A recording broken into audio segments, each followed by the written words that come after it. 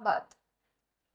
எல்லாம் வல்ல அந்த ஏக இறைவனின் சாந்தியும் சமாதானமும் உங்கள் மீதும் என் மீதும் என்றென்றும் நின்று நிலவட்டுமா என்று கூறியவளாய் எனது உரையை நான் ஆரம்பம் செய்கிறேன். அல்ஹம்துலில்லாஹ். உங்களுக்கு முன் நான் எடுத்துக்கொண்டுள்ள தலைப்பு மறுமை சிந்தனை.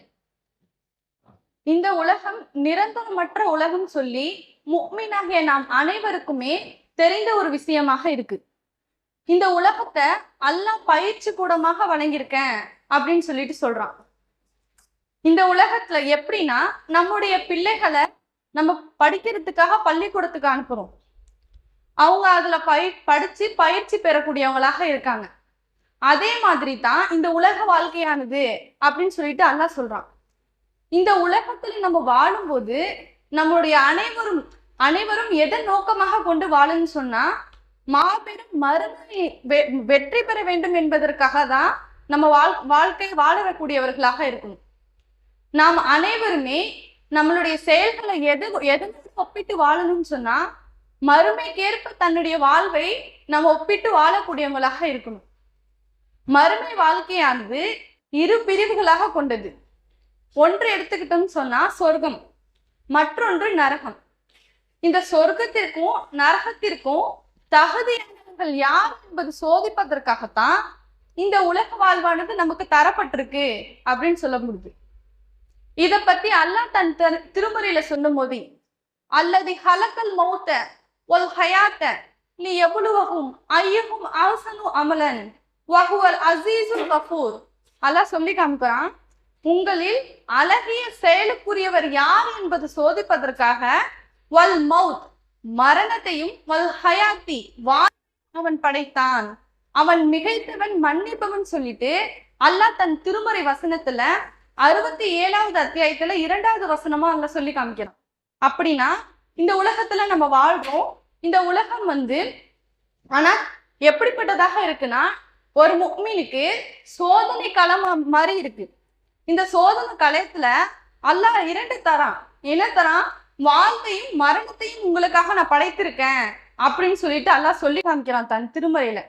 இன்னும் நபி ஸல்லல்லாஹு அலைஹி வஸல்லம் அவங்க சொல்லி காமிக்கிறாங்க. எப்படின்னா, இந்த உலகம் எப்படிப்பட்டதாக இருக்கு, இனிமையானதாகவும் பசுமையானதாகவும் இருக்கு அப்படின்னு சொல்லிட்டு ரசூலுல்லாஹ் சொல்லி காமிக்கிறாங்க. உங்களுடைய செயல்களை குறித்து உங்களையே அல்லாஹ் பொறுப்பாளராக ஆக்கி வச்சிருக்கான்.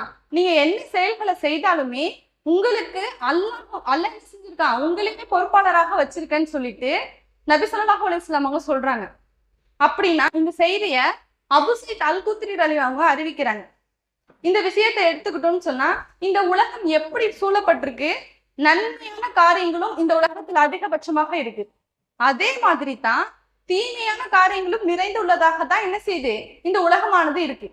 எந்த மனிதன் எதை தேர்வு செஞ்சு தன்னுடைய வாழ்க்கையில நடைமுறைப்படுத்தினாலும் அந்தந்த செயலுக்கு அவனே பொறுப்பாளராக இருக்க முடியும்னு சொல்லிட்டு நபி ஸல்லல்லாஹு அலைஹி வஸல்லம் அவங்க சொல்லி காமிக்கிறாங்க. இதற்கு உதாரணமாக ஒரு செய்தி இருக்கு. எப்படின்னா, ரசூலுல்லாஹ் அவங்க ஒரு இரவு அல்லது பகல் அந்த நேரத்துல என்ன செய்யறாங்க, தன்னுடைய வீட்டுல இருந்து வெளியே வராங்க. அப்போது அங்க யார் இருக்காங்கன்னு சொன்னா, அபூபக்கர் ரலியல்லாஹு அவர்களும் உமர் ரலியல்லாஹு அவங்களும் நின்று கொண்டிருக்காங்க. அதை பார்த்து ரசூலுல்லாஹ், நீங்க இங்க வெளில வரத்துக்கு எது காரணமாக இருக்கு அப்படின்னு கேக்குறாங்க. அதற்கு அல்லாஹ்வின் தூதர்கிட்ட அவங்க சொல்றாங்க, பசியின் காரணமாகத்தான் நாங்க வெளில வந்திருக்கோம் ரசூலுல்லாஹ் அப்படின்னு சொல்றாங்க. அதுக்கு ரசூலுல்லாஹ் சொல்றாங்க, நானும் அந்த பசியின் காரணமாகத்தான் இப்ப வெளில வந்திருக்கேன் அப்படின்னு சொல்லிட்டு சொல்றாங்க. நபி தோழர்கள் அபூபக்கர் அலி அவர்களையும் உமர் அலி அவர்களையும் அழைச்சுக்கிட்டு போறாங்க. எங்க போலாம்? அன்சாரி தோழர் வீட்டுக்கு நம்ம போவோம் அப்படின்னு சொல்லிட்டு சொல்றாங்க. ஏன்னா அங்க சாப்பாடு கிடைக்கும் அப்படின்னு சொல்லிட்டு அழைச்சிட்டு போறாங்க ரசூலுல்லாஹ். அப்ப அங்க போகும்போது அன்சாரி தோழர் அங்க என்ன செய்யல இல்ல. அப்ப அவங்களுடைய மனைவி இருக்காங்க. அப்ப என்ன சொல்றாங்க, ரசூலுல்லாஹ்வையும் நபி தோழர்களையும் பார்த்துட்டு வாருங்கள் வருக அப்படின்னு சொல்லிட்டு அந்த காலத்து நடைமுறை மாதிரி கூப்பிடுறாங்க. அப்ப அந்த மனிதர் என்ன செய்யறாங்க, ரசூலுல்லாஹ் கேக்குறாங்க அந்த மனைவியார்கிட்ட, உங்க அன்சாரி தோழர் எங்க அப்படின்னு சொல்லிட்டு நபி ஸல்லல்லாஹு அலைஹி வஸல்லம் அவங்க கேக்குறாங்க. அதற்கு அந்த பெண்மணி சொல்றாங்க, எங்களுக்காக நல்ல தண்ணியை கொண்டுட்டு வர்றதுக்காக வெளியே போயிருக்காங்க அப்படின்னு சொல்லிட்டு அந்த மனைவி பதில் சொல்றாங்க. சொல்லிக்கிட்டு இருக்கும் போதே என்ன செய்யறாங்க, அந்த சஹாபா அன்சாரி தோழர் வந்துட்டாங்க. அப்ப ரசூலுல்லாஹ்வையும் அபூபக்கர் அலி அவர்களையும் உமர் அலி அவங்களையும் பார்த்துட்டு, இன்னைக்கு எங்க வீட்டுக்கு மிக சிறந்த விருந்தாளி வந்திருக்காங்க, நாங்க மிகவும் பாக்கியம் பெற்றவங்க அப்படின்னு சொல்லிட்டு சொல்றாங்க. அப்ப அந்த அன்சாரி தோழர் என்ன செய்யறாங்கன்னா, ரசூல்லாவுக்காக ஒரு பேரிச்சம்பழ குலையை எடுத்துட்டு வந்து கொடுக்குறாங்க. அதுல கனி மாறிய ஒரு நிறம் பேரிச்சம்பழமும் காய்களும் செங்காய்களும் இருக்கு அப்படின்னு சொல்லிட்டு சொல்லப்படுது. அது ரசூல்லாவுக்காக அவங்க உண்ண கொடுக்குறாங்க. அதுக்கப்புறம் என்ன செய்யறாங்கன்னா, அவங்களுக்கு விருந்து கொடுப்பதற்காக என்ன செய்யறாங்க, அந்த ஆட்டை அறுப்பதற்காக கத்தியை எடுக்கிறாங்க.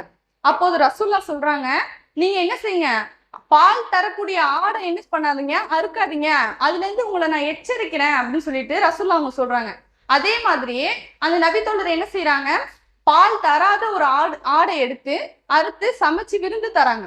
இதை சாப்பிட்டுட்டு ரசூல்லா சொல்றாங்க, வயிறார சாப்பிட்டும் தண்ணி அருந்துட்டு ரசூல்லா சொல்றாங்க, நீங்கள் என்ன செஞ்சிருங்க, உங்களை பசியின் காரணமாக நீங்க வெளில வந்தீங்க, அல்லாஹ்வுடைய அருட்கொடை இது, நீங்கள் இந்த உண்டீங்களே, இது அல்லாஹ்வுடைய அருட்கொடை அப்படின்னு சொல்லிட்டு ரசூல்லா சொல்றாங்க. இது குறித்து நீங்க என்ன செய்வீங்க, நாளைக்கு மறுமையில விசாரிக்கப்படுவீங்க அப்படின்னு சொல்லிட்டு ரசூல்லா சொல்றாங்க.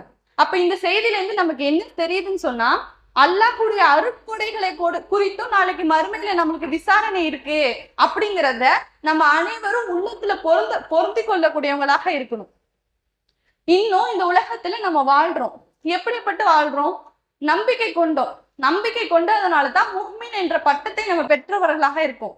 அது மட்டும் இல்லாம நல் அமல்களையும் சேர்த்தே செய்யணும்னு சொல்லிட்டு அல்லாஹ் தன் திருமறையில பல வசனங்கள் மூலம் சொல்லி காமிக்கிறான். இத பத்தி அல்லாஹ் தன் திருமறையில சொல்லும் போது, இல்லல்லதீன ஆமனு வ அமிலு ஸாலிஹாத்தி லஹும் அஸ்ருன் கைரும் மம்னூன், அல்லாஹ் சொல்லி காமிக்கிறான், நம்பிக்கை கொண்டு நல் அமல்களை செய்தோரை தவிர அவர்களுக்கு எப்படிப்பட்ட கூலி இருக்குன்னு சொன்னா, முடிவில்லாத கூலி அவர்களுக்கு நான் வழங்குறேன்னு சொல்லிட்டு அல்லாஹ் தன் திருமறையில 84வது அத்தியாயத்துல 25வது வசனமா சொல்லி காமிக்கிறான். அப்ப நம்பிக்கை கொள்வது மட்டும் இல்லாம நல்ல அமல்களையும் நம்ம சேர்த்தே செய்யணும்னு சொல்லிட்டு அல்லாஹ் தன் திருமறையில சொல்றான். அதே மாதிரி வல்லதீன ஆமனு வ அமிலு ஸாலிஹாத்தி அஸ்ஹாபுல் ஜன்னதி ஃபீஹா ஹாலிதுன், நம்பிக்கை கொண்டு நல்ல அமல்கள் செய்வோர்கள் எப்படிப்பட்டவர்கள்னா சொர்க்கவாசின்னு அல்லாஹ் என்று சொல்றான். அவர்கள் ஹாலிதுன ஃபீஹா, அதிலே நிரந்தரமாக இருப்பார்கள் சொல்லிட்டு அல்லாஹ் தன் திருமறையில 2வது அத்தியாயத்துல 82வது வசனமா சொல்லி காமிக்கிறான். அப்ப இந்த உலகத்துல நம்ம வாழும்போது நம்பிக்கை கொண்டு நல்ல அமல்களையும் சேர்த்தே செய்து வெற்றி பெறக்கூடிய மக்களாக நம்ம வாழக்கூடியவங்களாக இருக்கணும். இந்த உலகமானது எப்படிப்பட்டதாக இருக்குன்னா அற்பமான உலகமாக இருக்கு அப்படின்னு சொல்லிட்டு அல்லாஹ் சொல்லி காமிக்கிறான். இந்த உலகத்துல வாழும்போது மனிதர்கள் எப்படிப்பட்டவங்களாக இருக்கும், நம்ம வசதியாக இருக்கணும், நன்றாக இருக்கணும் தான் ஒவ்வொருடைய மனிதருடைய ஆசையமாகவே இருக்கு. அது தப்பு சொல்லவே முடியாது. அல்லாஹ் என்ன சொல்லியிருக்கான், அதற்கான வரையறை இருக்கு. இஸ்லாத்துல மார்க்கம் சொன்னபடி அதற்கான வரையறையில இருந்து உங்களுடைய பொருளாதாரத்துல ஈட்டுவதுல தப்பு இல்லை என்று சொல்றாங்க. அதே மாதிரி தான் இந்த உலகத்துல நம்ம பொருளாதாரத்தை திருட்டுறோம்னு சொல்லிட்டு ஒரு மனிதன் எந்த அளவுக்கு கஷ்டப்படுறான், அதுக்காக எவ்வளவு சிரமப்படுறான், மறுமை வாழ்க்கைய அதே மனிதன் அந்த மறுமையை பத்தி யோசிச்சு பார்ப்பானா, அந்த மறுமைக்காக நம்ம என்ன நன்மை செஞ்சிருக்கோம்னு சொல்லிட்டு அவன் சிந்திச்சு பார்த்திருப்பானா, அதற்கான என்ன நல்ல அமல்களை அவன் செஞ்சிருக்கான், என்ன செஞ்சுட்டு இருக்கான்னு பார்த்தோம்னா நம்ம ஒட்டுமொத்த பேருக்கும் இது பொருந்தக்கூடியதாக தான் இருக்கும். இதுல மிகவும் பின்தங்கக்கூடிய மக்களாக தான் நம்ம வாழ்ந்து கொண்டு இருக்கோம். இத பத்தி அல்லாஹ் தன் திருமறையில சொல்லும் போது, யா அய்யுஹல்லதீன ஆமனுத்தகுல்லா, நம்பிக்கை கொண்டோரே அல்லாஹுவை அஞ்சுங்கள், வல் தன்துர் நஃப்ஸன் மா கத்தமத் லீகதீன், அல்லாஹ் சொல்றான், மறுமைக்காக தாம் செய்த வினையை ஒவ்வொருவரும் கவனிக்கட்டும். வத்தகுல்லாஹ இன்னல்லாஹ ஹபீரும் பிமா தஅமலூன், அல்லாஹ் சொல்றான், அல்லாஹுவை அஞ்சுங்கள், நீங்கள் செய்வதை நான் பார்த்து கொண்டிருக்கிறேன், நன்கறிந்தவன் அப்படின்னு சொல்லிட்டு தன்னுடைய திருமறையில சொல்லி காமிக்கிறான். இன்னும் நபி ஸல்லல்லாஹு அலைஹி வஸல்லம் அவங்க சொல்லி காமிக்கிறாங்க, மறுமை ரசூல்லாவோட இருக்க ஒரு சஹாபாக்கள் ஒரு மனிதர் கேட்கிறாங்க, மறுமை நாள் பற்றியும் மறுமை நாள் எப்போது வரும் பற்றியும் அவங்க கேட்கிறாங்க. ரசூல்லா அதுக்கு சொல்றாங்க, நீங்க மறுமைக்காக என்ன நல்ல அமல்களை செஞ்சு வச்சிருக்கீங்க அப்படின்னு சொல்லிட்டு ஒரு கேள்வி கேட்பாங்க. அதற்கு அந்த மனிதர் சொல்றாங்க, நான் எதுவும் செய்யல, ஆனா அல்லாஹ்வையும் அல்லாஹ்வின் தூதர் ஸல்லல்லாஹு அலைஹி வஸல்லம் அவர்களையும் நான் நேசிக்கிறேன் அப்படின்னு சொல்லிட்டு அந்த மனிதர் பதில் அளிக்கிறாங்க. அதை கேட்டு ரசூலுல்லாஹ் என்ன சொல்றாங்கன்னா, நீங்க யார் இந்த உலகத்துல நேசிக்கிறீங்களோ அவர்களோட தான் நாளைக்கு மறுமையில இருப்பீங்க அப்படின்னு சொல்லிட்டு சொல்றாங்க. அப்ப அங்க நிறைய மக்கள் அமர்ந்து கொண்டு இருக்காங்க. அப்ப அந்த மக்கள் என்ன செய்யறாங்கன்னா மகிழ்ச்சி அடைகிறாங்க. அவங்க அடைந்த மகிழ்ச்சி போல வேற எதுலயும் நாங்க அடையல அப்படின்னு சொல்லிட்டு சொல்றாங்க. அந்த இடத்துல அனஸ் அவங்களும் இருக்காங்க. அவங்க தான் இந்த செய்தியை அறிவிக்கிறாங்க. அப்ப நான் அல்லாஹ்வின் தூதரையும் அபூபக்கர் அலி அவர்களையும் உமர் அலி அவர்களையும் நான் நேசிக்கிறேன். ஏன்னா நாளையில மறுமையில அவங்களோட இருப்பேன் நிச்சயமா நான் நம்புறேன் அப்படின்னு சொல்லிட்டு அனஸ் அலி அவங்க இந்த செய்தியை சொல்றாங்க. இந்த ஹதீஸின் மூலம் நம்ம 2 விஷயத்தை நல்லா மனசுல பதிய வைக்கக்கூடியவர்களாக இருக்கணும். ஒன்று, இந்த உலகத்துல நம்ம யாரை நேசிக்கிறோமோ நாளைக்கு மறுமையில அவர்களோட தான் இருப்பேன்னு சொல்லிட்டு ரசூலுல்லாஹ் அவங்க சொல்றாங்க. அப்ப நம்ம என்ன செய்யணும், இந்த உலகத்துல நமக்கு இங்க நல்லவங்களும் இருப்பாங்க, ஒவ்வொருத்தவங்களுக்கும் பொறுத்த மாதிரி இருப்பாங்க. அவங்கள நம்ம முன்னோடியாக இருக்கக்கூடாது. ஏன்னா அவங்க தவறு செய்யக்கூடியவங்க. அது நமக்கு முக்கியம் இல்லை. இந்த மார்க்கத்துல நம்ம இருக்க காரணம் சத்திய முழக்கத்தை ஓங்கி ஒழுத்திய ரசூலுல்லாஹ்வை தான் நம்ம முன்னோடியாக முன்னுதாரணமாக வச்சிருக்கணும். அவங்கள நேசிச்சுன்னு சொன்னா நாளைக்கு மறுமையில அவர்கள் ரசூலுல்லாஹ்வோட இருக்கக்கூடிய பாக்கியம் நமக்கு கிடைக்கும். மற்றொன்று என்ன சொல்றாங்க, நபி தோழர் கேட்டாங்க இல்லையா, மறுமைக்காக என்ன செஞ்சிருக்கீங்க? அந்த கேள்விய நாம் அனைவரும் நம்மளுடைய உள்ளத்துல பதிய வைக்க செய்யணும். அந்த ஒரு வார்த்தை நம்ம மனதுல இருந்தாதான் நம்ம மறுமைக்கேற்ப நம்மளுடைய செயல்களை அமைத்துக் கொள்ளக்கூடியவங்களாக இருப்போம்.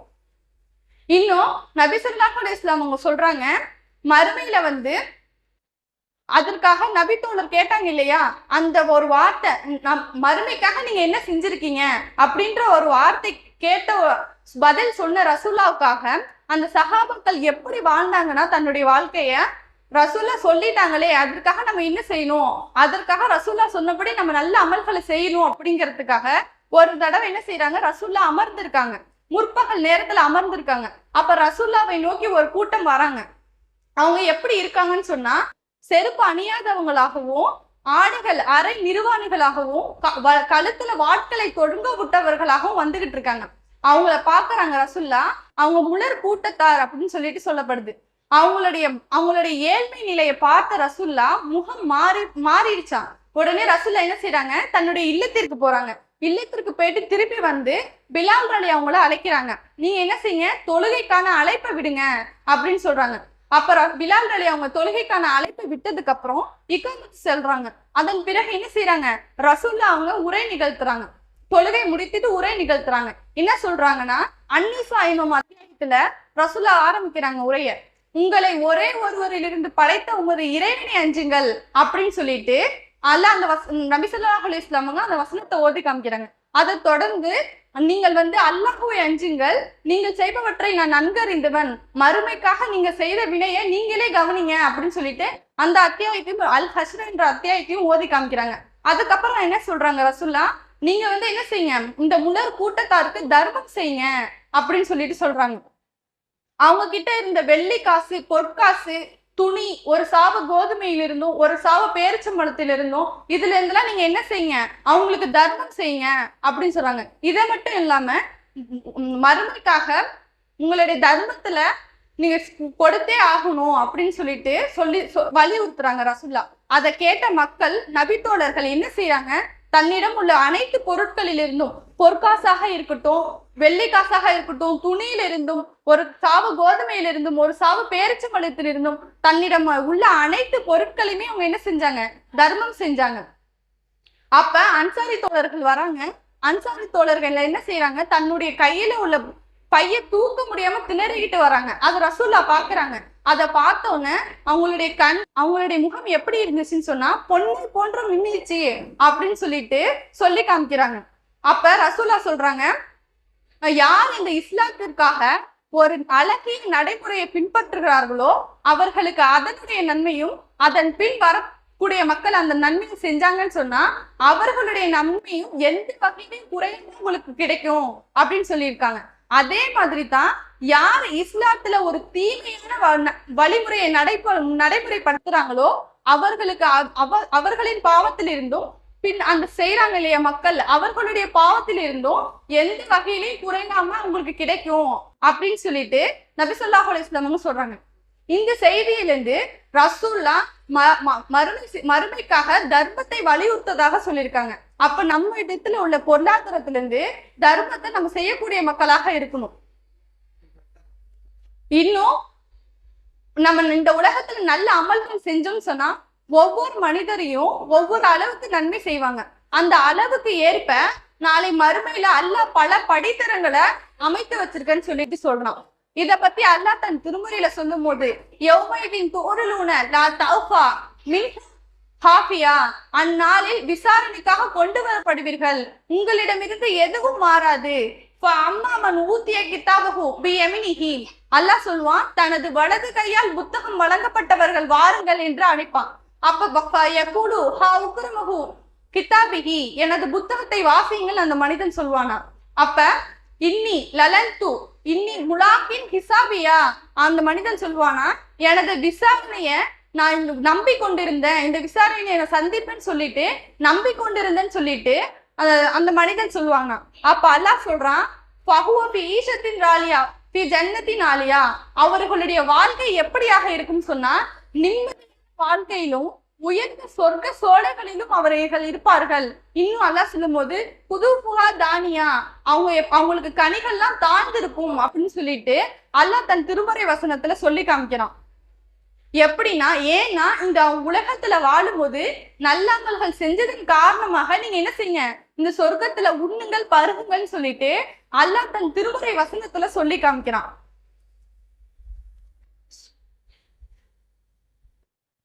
அதே மாதிரிதான் அப்ப மலக்குமார்கள்லாம் வந்து அந்த மனிதரை பார்த்து சொல்லுவாங்கன்னா, நீங்க என்ன செய்றீங்க, சொர்க்கத்துக்கு போறீங்க, நீங்க என்ன பண்ணுங்க, அவங்களுக்கு நற்செய்தி கூறப்படும், பின்னல் அவங்களுக்கு வாழ்த்துக்கள் தெரிவிக்கப்படும் அப்படின்னு சொல்லிட்டு சொல்லப்படுது.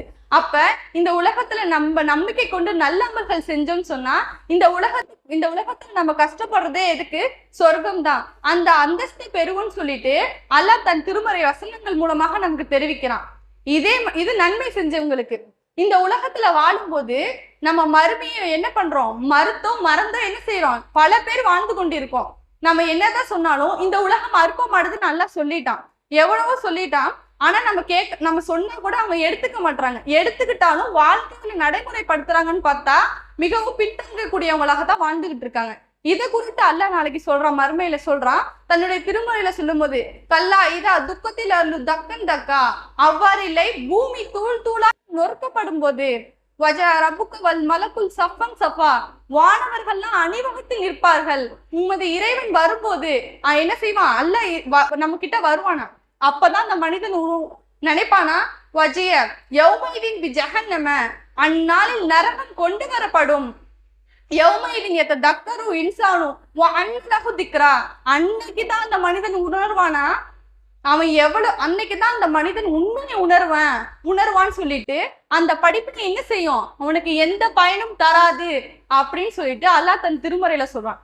நம்ம கொஞ்சம் சிந்திச்சு பார்க்கக்கூடியவங்களாக இருக்கணும். இந்த உலகத்துல நம்ம வாழும்போது நல்ல அமல்கள் செஞ்சிருந்தோம்னு சொன்னா இது எந்த நிலைமைனா மறுமையில ஒரு நரகவாசியுடைய புலம்பலாக அல்லாஹ் தன்னுடைய திருமுறையில சொல்லி காமிக்கிறான். அப்ப அந்த நரகவாசிகள் எப்படி தெரியுமா கதறுவாகலாம், யக்கூடு யாழைத்தனி கத்தபத்தலி ஹயாத்தி, மறுமைக்காக என்னுடைய நல்ல அமல்களை என்ன முற்படுத்தி இருக்க கூடாதா அப்படின்னு சொல்லி ஒவ்வொரு நரகவாசிகளும் என்ன செய்வாங்க, கதறுவாங்களாம். இன்னும் அல்லாஹ் சொல்லும் போது அந்த அல்லாஹ் கிட்ட போய் கேட்பாங்களாம், ஏ அல்லாஹ், எனக்கு ஒரே ஒரு வாய்ப்பை கொடுக்க மாட்டியா, இந்த உலகத்துல போய் நான் நல்ல அமல்களை செஞ்சுக்கிட்டு வந்துடுறேன், எனக்கு ஒரு வாய்ப்பு கூட அல்லாஹ் அப்படின்னு சொல்லிட்டு இந்த மறுமையில நரகவாசிகள் புலம்பலை இப்ப கேட்டா கூட நம்மளுக்கு உடல் சிலுக்கக்கூடியதாக இருக்கா இல்லையா. இது ஒவ்வொருவரும் என்ன செய்யணும், இந்த உலகத்துல வாழும்போது நம்ம அறிந்து பயன்படுத்தக்கூடியவங்களாக இருக்கணும். அல்லாஹ் சொல்லிட்டான், எல்லா வசனங்கள் மூலியம் சொல்லிட்டான், ஹதீஸ் மூலியமா ரசூல்லா மூலியமா சொல்லிட்டான். இது நம்ம இப்ப கேட்டும் இருக்கோம். அப்படி இருக்கும் சமயத்துல நம்ம வாழ்க்கையில பயன்படுத்தலன்னு சொன்னா நாளை மறுமையில போய் நம்ம புலம்புனாலும் எந்த பயனும் இல்லைன்னு சொல்லிட்டு அல்லாஹ் தன் திருமறை வசனம் மூலமாவே சொல்லிட்டான். இன்னும் மறுமையால குறித்து ரசூலுல்லாஹி சொல்றாங்க, என்ன, இரவு சூழ்ந்த இரவு இருட்டு இருக்கும் பாத்தீங்களா, அப்ப குழப்பங்கள் ஏற்படும் நேரமாக இருக்கும். அப்ப என்ன செய்யறான், ஒரு மனிதன் காலையில இறை நம்பிக்கையாளனாக இருக்கான், அவனே இறை மறுப்பாளனாக மாலையில ஆயிடுறான். அவனே மாலையில இறை நம்பிக்கையாளனாக இருந்தா காலையில இறை மறுப்பாளராக ஆகிவிடுறான் அப்படின்னு சொல்லிட்டு நபி ஸல்லல்லாஹு அலைஹி வஸல்லம் சொல்றாங்க. ஏன் சொல்றாங்கன்னா, அவன் இந்த உலக இன்பத்திற்காக தன்னை வித்துட்டான். அதற்காக என்ன செய்யறான், நம்மளுடைய மார்க்கத்தையே விற்கக்கூடிய அளவுக்கு போயிட்டான் இப்படின்னு சொல்லிட்டு நபி ஸல்லல்லாஹு அலைஹி வஸல்லம் இந்த செய்தியை சொல்றாங்க. இந்த செய்தியை அபூ ஹுரைரா அறிவிக்கிறாங்க. இன்னும் நம்ம மறுமையை எடுத்துக்கிட்டோம்னு சொன்னா, மறுமை நாள் நெருங்கும் போது காலங்கள் சுருங்கிவிடும். அல்லாஹ் ரசூலா சொல்லிட்டாங்க, காலங்கள் சுருங்கிவிடும், அமல்கள் செய்ய முடியாதுன்ட்டாங்க. இப்ப நம்ம எப்படி இருக்கோம், உடல் ஆரோக்கியத்தோடு இப்ப நம்ம சொல்லக்கூடிய அல்லாஹ்வுடைய வசனங்களை கேட்கக்கூடிய திறன்ல இருக்கும். நமக்கு எந்த நிலைமையில என்ன எப்ப ஆகும்னு சொல்லிட்டு நம்மளால சொல்றதுக்கே இல்லை. அப்படி இருக்கக்கூடிய நிலைமையில ரசூலா சொல்லிட்டாங்க, மறுமை வந்துருச்சுன்னா உங்களுக்கு காலம் நெருங்கி விடும்பா. அப்ப நீங்க என்ன செய்ய போறீங்க, அதற்காக நல்ல அமல்களை நம்ம என்ன செய்யணும், உடல் ஆரோக்கியம் இருக்கும் போதே, நமக்கு கை கால் சலாமத்து இருக்கும் போதே அதை நம்ம செய்யக்கூடிய மக்களாக இருக்கணும். இன்னும் சொல்றாங்க, குழப்பங்கள் தோன்றும், மக்களிடம் என்ன செய்யும், குழப்பங்கள் தோன்றிவிடும். அப்புறம் என்ன சொல்றாங்கன்னா, கஞ்சத்தனம், மக்களுடைய பேராசை காரணமாக என்ன செய்யப்படும், கஞ்சத்தனம் பெருகிவிடும் அப்படின்னு சொல்லிட்டு சொல்றாங்க. இன்னும் சொல்லும் போது ஹர்ஜ் பெருகிவிடும் சொல்லிட்டு ரசூலா சொல்லி காமிக்கிறாங்க. அப்போ ஒரு மனிதர் கேட்கறாங்க, ஹர்ஜுன்னா என்ன ரசூலா அப்படின்னு கேட்கும் போது கொலைன்னு சொல்றாங்க. இந்த விதமான மறுமை காலம் நெருங்கிடுச்சுன்னு சொன்னா இவ்வளவு சோதனைகள் இருக்குன்னு சொல்றாங்க நபி ஸல்லல்லாஹு அலைஹி வஸல்லம். அப்ப நம்ம என்ன செய்யணும், இப்ப நம்ம நல்லா இருக்கும் போதே ஒவ்வொருவரும் நன்மை செய்யக்கூடிய மக்களாக இருக்கணும். இன்னும் நபி ஸல்லல்லாஹு அலைஹி வஸல்லம் அவங்க சொல்றாங்க, இந்த உலகத்தை எதனுடைய அழகாக ஒப்பிட்டு காமிச்சிட்டாங்க. எப்படி சொல்றாங்கன்னா, ஒரு மனிதனுடைய ஆட்காட்டி விரலை எடுத்துக்கிட்டோம்னு சொன்னா, அவர் கடல்ல முழுகட்டும், கடல்ல முழுகும் போது இப்படி எடுத்தா இந்த ஒரு விரலை எடுத்தா என்ன செய்யும், 2 சொட்டு தண்ணி விடும். அந்த அளவுக்கு தான், இப்படி சொட்டுற அளவுக்கு தான் இந்த உலக வாழ்க்கை. இந்த உலகமானது எப்படிப்பட்டதாக இருக்குன்னா, அற்பமானதாக இருக்கு. இன்னும் சொல்ல போனா நபி ஸல்லல்லாஹு அலைஹி வஸல்லம் அவங்கள தான் நம்ம முன்மாதிரியாக எடுத்திருக்கோம். அவங்க எப்படி வாழ்ந்திருக்காங்கன்னா, தன்னுடைய வாழ்க்கையில ஒரு முறை ஐசார் அலி அவங்க கிட்ட போய் ஒரு நபித்தோழர் கேட்கறாங்க, நீங்க இவ்வளவு நாள் நபி ஸல்லல்லாஹு அலைஹி வஸல்லம் அவங்க கிட்ட வாழ்ந்திருக்கீங்களே, அவங்கள பத்தி நீங்க மறக்க முடியாத ஏதாவது ஒரு விஷயத்த சொல்லுங்களேன் அப்படின்னு சொல்லிட்டு அந்த மனிதர் கேட்கறாங்க. அதுக்கு அன்னை ஐசார் அலி அவங்க சொல்றாங்க, ஒரு நாள் என்ன செய்ய போறாங்க, ரசூல்லா என்னுடைய வீட்டுல தங்கக்கூடிய நேரம். அப்ப என்ன செய்யறாங்க, என்கிட்ட அனுமதி கேட்கறாங்க, நான் இந்த இரவு தொழுகைக்கு பயன்படுத்திக்கவா, நான் தொழுகிறதுக்கு எனக்கு அனுமதி கொடுப்பாயா அப்படின்னு கேட்கறாங்க. யா ரசூல்லா, இது உங்களுடைய இஷ்டம், நீங்க அல்லாஹ் வணங்குறதுல தான் உங்களுக்கு மகிழ்ச்சி இருக்குன்னா எனக்கும் அதுல தான் மகிழ்ச்சி இருக்கு அப்படின்னு சொல்லிட்டு அன்னை ஐஷா அலி அவங்க சொல்லி சொன்னாங்க. அப்புறம் ஐஷா அலியை விட்டு கொஞ்சமா நவுந்துட்டு தொழுகையை ஆரம்பிக்கிறாங்க. எந்த அளவுக்குன்னு சொன்னா, தன்னுடைய கால்கள்லாம் வீங்கும் அளவிற்கு ரசூலா தொழுறாங்க. அப்ப ரசூலா அழுதுகிட்டு இருக்காங்க. அப்ப தொழுகை முடிச்சுட்டு பிரார்த்தனை செய்யறாங்க. பிரார்த்தனை செய்யும் போது ரசூலா கண்ணீர் விடுறாங்க. எந்த அளவுக்குன்னு சொன்னா, அவங்களுடைய கண்ணீரானது கன்னத்தை தழுவியது. அந்த கண்ணீர் அடுத்தது தாடியை நினைக்கிறது. அதுக்கப்புறம் உட்கார்ந்து இருந்தாங்க ரசூலா, அவங்களுடைய மடியை நினைச்சது. அந்த அளவுக்கு ரசூலா என்ன செய்யறாங்க, அல்லாஹ்விடம் பிரார்த்தனை செய்யக்கூடியவங்களாக இருந்தாங்க. அப்ப பிலால் அலி அவங்க சுபுஹ் தொழுகைக்காக வராங்க. வரும்போது அப்ப ரசூலாவை பாக்குறாங்க. அப்ப என்ன செய்யறாங்க, ஏன் ரசூல்லா நீங்க ஏன் இவ்வளவு கஷ்டப்படுறீங்க, உங்களுக்கு முன் பாவங்கள் மன்னிக்கப்படுது, பின்வரக்கூடிய பாவங்கள் எது இருந்தாலும் அல்லாஹ் மன்னிக்கிறேன்னு சொல்லியிருக்கான், நீங்க ஏன் ரசூல்லா உங்களை இவ்வளவு கஷ்டப்படுத்திருக்கீங்க அப்படின்னு கேட்கும் போது அதுக்கு ரசூல்லா சொல்றாங்கன்னா, நான் அல்லாஹ்வுக்கு நன்றியுடையவனாக இருக்கக்கூடாதா அப்படின்னு சொல்லிட்டு சொல்றாங்க. அப்ப நம்மளும் எடுத்துக்கிட்டோம்னு சொன்னா, நம்ம எந்த அளவுக்கு நன்மையான காரியங்கள்ல ஈடுபடுறோம், எத்தனை பேர் நம்ம தஹஜ்ஜுத் தொழுகையில அல்லாஹ் கிட்ட நின்று நம்ம பிரார்த்தனை செய்யறோம், நம்மளுடைய பாவங்களை மன்னிப்பதற்காக நம்ம எந்த அளவுக்கு முற்படுறோம், நல்ல அமல்களை செய்யறோமான்னு பார்த்தா பின்தங்கிய மக்களாக தான் சிந்தனை இல்லாம நம்ம வாழ்ந்துகிட்டு இருக்கோம். இனிமே என்ன செய்யணும்னா, நல் போதனையை எடுத்துக்கிட்டு அல்லாஹ் சொன்னபடி நம்பிக்கை கொள்வது மட்டும் இல்லாம நல்ல அமல்களை செய்து ஈருலகிலும் வெற்றி பெறக்கூடிய நன்மக்களாக வல்ல ரஹ்மான் உங்களையும் என்னையும் ஆக்கி அருள் புரிவானாக என்று கூறியவளாய் எனது உரையை நிறைவு செய்கிறேன். வாஹிரதுவான அல்ஹம்துலில்லாஹி ரப்பில் ஆலமீன். அஸ்ஸலாமு அலைக்கும் வரஹ்மத்துல்லாஹி வபரகாத்துஹு. அஸ்ஸலாமு அலைக்கும் கூறி உங்களை அன்புடன் வரவேற்பது உங்களின் Ayesha Abaya Burqa collection, Kumbakonam. Ayesha Abaya Burqa collection Sathya electronics அருகே அமைந்துள்ளது. ஆயிஷா அபாயா புர்கா கலெக்ஷனில் எண்ணற்ற துபாய் புர்காக்கள், ஷால் வகைகள், காட்டன் தாவணிகள், பெண்களுக்கான ஃபேன்சி பேக்குகள், ஃபேன்சி பொருள்கள், காஸ்மெட்டிக் ஐட்டம்கள், இம்போர்ட் சாமான்கள் என்று அனைத்து விதமான பெண்களுக்கு தேவையான எல்லா பொருட்களும் ஒரே இடத்தில் கிடைக்கும். Ayesha Abaya Burqa collection and ladies garments, 21A Nageswaran வடக்கு வீதி, சத்யா எலக்ட்ரானிக்ஸ் அருகில், கும்பகோணம்.